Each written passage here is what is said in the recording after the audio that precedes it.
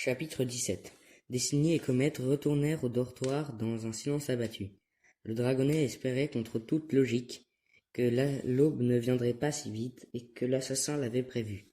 Mais il se doutait que l'oracle allait lui rougir furieusement le museau dans très peu de temps. « Pauvre poulpe, murmura Destiny en s'arrêtant sur le seuil du dortoir. J'imagine qu'on va devoir faire avec votre aile de mer dorénavant. » Elle soupira tout en regagnant sa couchette. Un frisson hérissa les écailles de Comet en un pressentiment sombre et glacé, tels les nuages amoncelés dans le ciel qu'il apercevait par la lucarne. Tsunami. Il fallait la prévenir. On a une aile de mer de rechange, avait affirmé l'oracle. Il faut juste qu'on aille la chercher dans la forêt de pluie. S'était-il déjà lancé à ses trousses? L'avait-il capturée? Comment allait-elle? Je vais l'avertir si ce n'est pas déjà trop tard. Il fila dans sa couchette et chercha à tâtons le petit trou dans la pierre où il avait caché le visiteur de rêve. Cette fois, il trouverait dans la forêt de pluie quelqu'un qui l'écouterait. Il le fallait. Il tira la couverture sur sa tête, prit la pierre précieuse puis la plaqua contre son front. « Tsunami, je t'en prie, Tsunami !» Comme d'habitude, ses pensées allèrent d'abord vers Sunny. Puis ses autres amis défilèrent dans son esprit. Tsunami, Argile, Gloria. Soudain, il sentit qu'il tombait à travers un ciel sans nuages. Il déploya vite ses ailes, prit un courant ascendant et leva les yeux. Au-dessus de lui, il distingua 5 silhouettes scintillantes au soleil. Il reconnut instantanément Sunny. Ses écailles dorées étaient uniques. Elle faisait des loopings afin de semer Argile qui la poursuivait pour rire. L'aile debout avait beau posséder de grandes ailes musclées, elle lui échappait sans cesse, petite et agile. Tsunami et Gloria volaient de chaque côté, leur donnant des conseils. Gloria avait les ailes violet foncé, et elle portait une petite couronne de fleurs rouges tressées, aussi vives que des rubis. Et enfin, il s'aperçut, lui, Comet, qui volait avec les autres, souriant comme si tout allait bien. Il n'était pas tout à fait pareil, plus grand, plus doux, plus chaleureux en quelque sorte. En fait, c'était le cas pour eux tous. Tsunami et Gloria ne souriaient jamais autant dans la vraie vie. Argile n'était pas aussi rapide ni aussi habile. « Je suis dans le rêve de qui ?» se demanda Comet. En réalité, ce n'était pas difficile à deviner. Sunny fila en avant comme une libellule et fonça vers lui radieuse. « 2 comètes dans mon rêve !» s'exclama-t-elle. « Étrange !» Elle tournoya autour de lui, frottant ses ailes contre les siennes, puis retourna tirer la queue d'Argile. Comet n'osait pas ouvrir la bouche. Maintenant qu'il se retrouvait près d'elle, tout lui revenait. Il l'aimait depuis toujours, d'un amour impossible. Déjà, simplement parce qu'ils n'étaient pas du même clan. Il fallait qu'il lui parle, qu'il l'avertisse pour Tsunami. Elle l'écouterait sans doute. Mais brusquement, le ciel clair et bleu vira à la nuit. Il tomba à nouveau et se retrouva baigné d'une lumière verte, fraîche au milieu d'un nuage de bulles. « Je dois être dans le rêve de Tsunami. » Il remua les ailes, pivotant lentement dans l'eau. Effectivement, son ami était là, cramponné au cou d'un dragon vert squelettique. Branchio, supposa-t-il. Son père. Celui qu'elle a tué dans l'arène sans savoir de qui il s'agissait. C'était un cauchemar. Le visage de Tsunami était ravagé de tristesse. Jamais elle ne l'entendrait dans ces conditions. Sa petite sœur, Anémone, la rejoignit à la nage. À sa vue, Tsunami relâcha brusquement le vieux dragon. Il tomba en arrière, ses mâchoires s'ouvrant et se fermant de manière pathétique. Tsunami se tourna vers Anémone, les pattes écarlates, dans un geste d'excuse. Mais la petite dragonnette plissa les yeux et se jeta à son tour à la gorge de Branchio.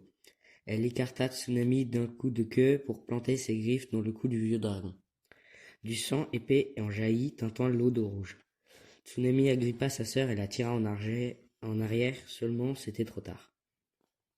Comet ferma les yeux. Il comprenait ce qui inquiétait Tsunami. À force d'employer ses pouvoirs d'animus, Anémone risquait de devenir mauvaise, et il n'y avait rien qu'elle puisse faire pour l'en empêcher. Raison de plus pour stopper cette guerre, pensa Comet. Quand il n'y aurait plus de combat, plus personne n'aurait besoin de forcer la dragonnette à utiliser ses pouvoirs. On la laisserait tranquille. Crunch, crunch, crunch, crunch. Comet ouvrit les yeux. Il était assis dans une vaste grotte bien sèche éclairé par la lueur dansante de torches murales. Le sol était couvert de toutes sortes de proies, sangliers, poulets, vaches, plusieurs canards, 2 cerfs et un hippopotame. Certaines étaient encore en vie et couraient en tous sens, se cognant contre les murs sans se soucier des 2 dragons qui se trouvaient dans la grotte avec elles. Car il y avait un autre dragon, Argile, assis avec sa queue enroulée autour de ses pattes, en train de mastiquer de bon cœur un morceau de viande carbonisée. « Salut, Comète, lança-t-il, comme s'il était parfaitement normal que son ami fasse irruption en plein milieu de son rêve. « Argile, s'exclama-t-il, tu me vois ?» Le dragon debout cligna plusieurs fois des yeux. « Pourquoi, je ne devrais pas ? Ce n'est pas simplement un rêve, s'empressa-t-il de lui dire. Je suis vraiment là, je veux dire, je te parle vraiment. » Bah, évidemment que tu me parles vraiment, répondit Argile. Tu as faim ? Il doit y avoir un faisan bien dodu par là. Il regarda autour de lui en se grattant la tête. Oh oh, je crois que je l'ai déjà mangé. Désolé. Comète était affamé, mais il savait que manger en rêve ne le rassasierait pas. Argile, écoute-moi, je me sers d'un visiteur de rêve, je te parle depuis le royaume de la nuit. Trop cool, s'exclama gaiement l'aile debout. Et un cochon ? Ah non, mince, je l'ai déjà mangé aussi. Je suis sérieux, Argile, insista Comète en battant de la queue. Tu ne te souviens pas de la leçon sur les visiteurs de rêve ? Il s'agit d'antiques saphirs enchantés par un dragon animus il y a des générations. J'en ai trouvé un, et je m'en sers pour te rendre visite dans ton rêve et te dire quelque chose de très important. Argile plissait le front, perplexe. C'est ça. Comète, tu sais, je n'arrête pas de rêver que tu me fais la leçon. Le dragonnet noir se retourna sans voix. Ah bon ? Tu ne m'as pas écouté ? Tu n'as pas lu le parchemin, c'était avant le grand feu, tout le monde le sait. Le grand incendie, corrigea machinalement Comète. Et je n'ai pas cette voix-là. C'est ça, répétait Argile. Enfin, bref, tu veux un hippo ? Comète tapa de la patte sur le sol. Bon, d'accord. Ouvre grand tes oreilles. Tsunami est en danger. L'oracle et les ailes de nuit veulent te capturer. Tu peux la prévenir ? Oh, regarde, s'exclama Argile ravi. Mes frères et sœurs. Il se leva d'un bond et courut à l'entrée de la grotte, où une bande d'ailes debout venait de se poser. Le plus petit dragonnet lui sauta au cou, tandis que le plus grand collait son front contre le sien avec un sourire chaleureux. Comète n'avait jamais croisé les frères et sœurs d'Argile, mais ce dernier lui avait raconté que leur rencontre au village des ailes debout, ils avaient tous été enrôlés dès leur plus jeune âge, comme soldats par la reine Esther, pour soutenir le camp de Fournaise. L'un d'eux était déjà mort au combat. Encore des dragons à sauver, pensa Comète, les écailles glacées d'angoisse. Il n'était même pas sûr qu'Argile l'avait écouté. Il fallait qu'il essaie à nouveau. Gloria, pensa-t-il en fermant les yeux. Un bruissement de papier lui indiqua qu'il avait changé d'endroit avant même qu'il ne les rouvre. Gloria était assise devant une table à l'intérieur d'une des cabanes perchées dans les arbres de la forêt de pluie, en train d'étudier un rouleau de parchemin. Dans son rêve, elle ne portait pas de couronne. Elle avait l'air complètement épuisée. Ses écailles vert foncé comme pommelées de taches plus claires se fondaient dans le feuillage. Il distingua la petite silhouette poilue de son paresseux blotti autour de son cou. « Gloria, fit-il d'une voix éraillée. Allait-elle l'écouter ? Elle se rappela des propos de Sonny, la première fois qu'il avait utilisé le visiteur de rêve. S'il était un traître aux yeux de Gloria, il n'avait aucune raison pour qu'elle le croie. La nouvelle reine des ailes de pluie se leva lentement la tête pour croiser son regard. Ils se dévisagèrent mutuellement un long moment. Ses yeux verts semblaient chercher quelqu'un sur son visage. « Waouh !» souffla-t-elle. « Tu as trouvé un visiteur de rêve. » Il laissa échapper un long soupir de soulagement. Elle n'avait pas oublié la leçon, elle. Il avait toujours envié sa capacité de mémorisation. Elle retenait tout par cœur si facilement alors qu'il était obligé d'y passer des heures. « Je ne me suis pas enfui, s'empressa-t-il de préciser. Les ailes de nuit m'ont enlevé, je te le jure, Gloria. Je ne vous aurais jamais abandonné.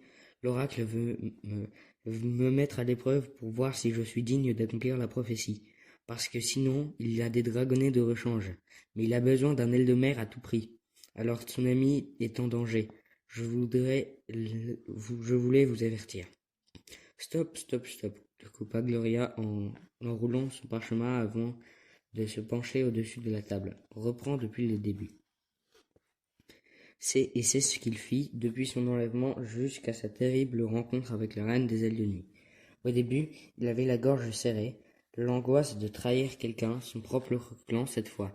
Mais alors il revit Orchidée enchaînée au mur. Les ailes du ciel brûlaient vifs, et le pauvre poulpe qui volait lentement vers sa mort, et cela chassa ses derniers scrupules. Il n'avait plus aucun doute. Il savait qu'il méritait sa loyauté.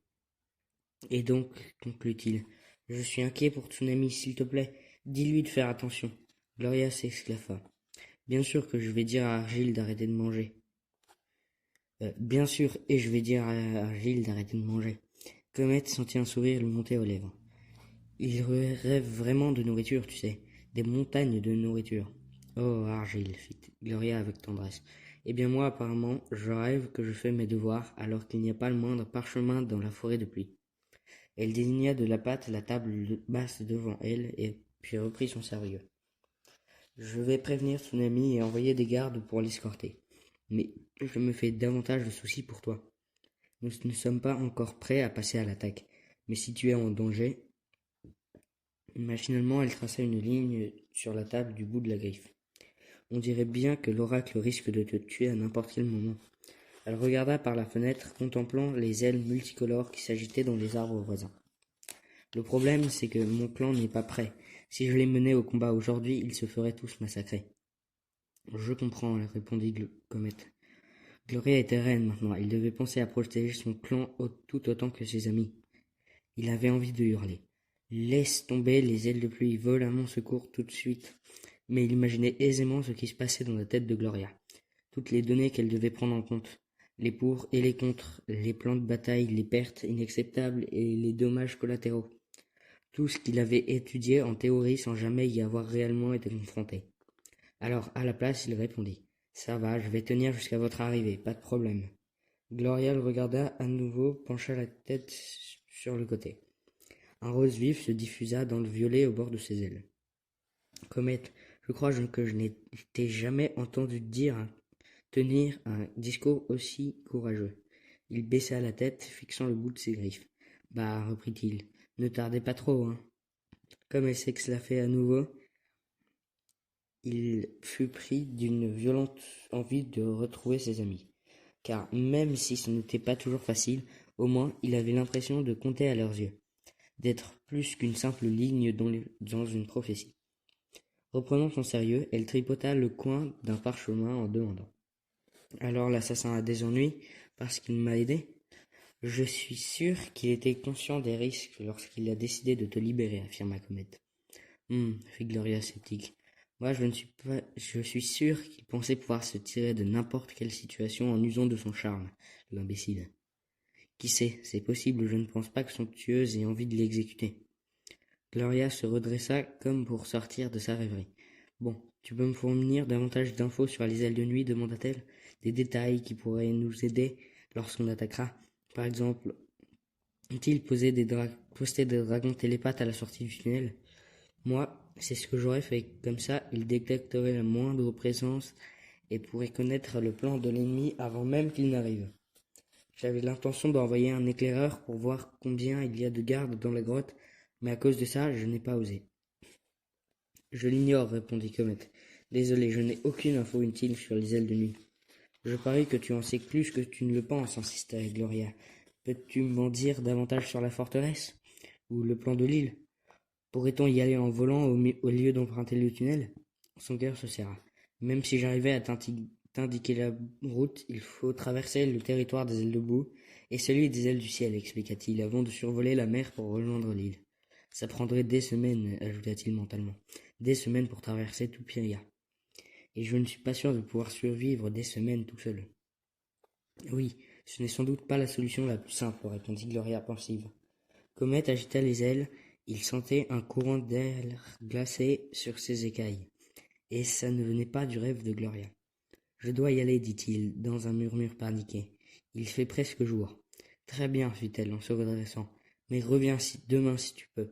On va y arriver, Comet. Tout va bien se passer.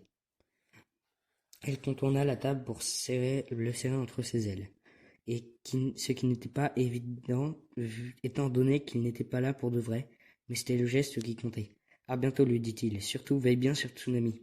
Gloria leva les yeux au ciel. En ce moment, je parie que tout mon clan rêve que les ailes de nuit viennent l'enlever. Ce n'est pas la commandante la plus calme de Toopiria, je peux te le dire. Comet sourit avant de porter le visiteur de rêve à son front. La forêt tropicale s'évanouit. Il était de retour dans le sinistre dortoir des ailes de nuit. Il entendit un crissement de griffes avant même d'ouvrir les yeux. Comet jeta un regard autour de lui et constata que sa couverture avait glissé et qu'il n'était plus aussi bien caché. Ou bien quelqu'un a tiré dessus. Le saphir scintillant était bien visible entre ses pattes. Il remonta la couverture sous son menton et se tourna sur le côté pour remettre la pierre dans son trou. Des murmures ensommeillés indiquaient que les dragonnets commençaient à se réveiller. Mais quand il balaya le dortoir du regard, il constata que personne n'était encore levé. Quelqu'un a-t-il vu le visiteur de rêve? Quelqu'un qui m'espionnait? C'est peut-être mon imagination qui me joue des tours. Malgré lui, il ne pouvait chasser de son esprit l'impression funeste que son secret n'était plus aussi bien gardé.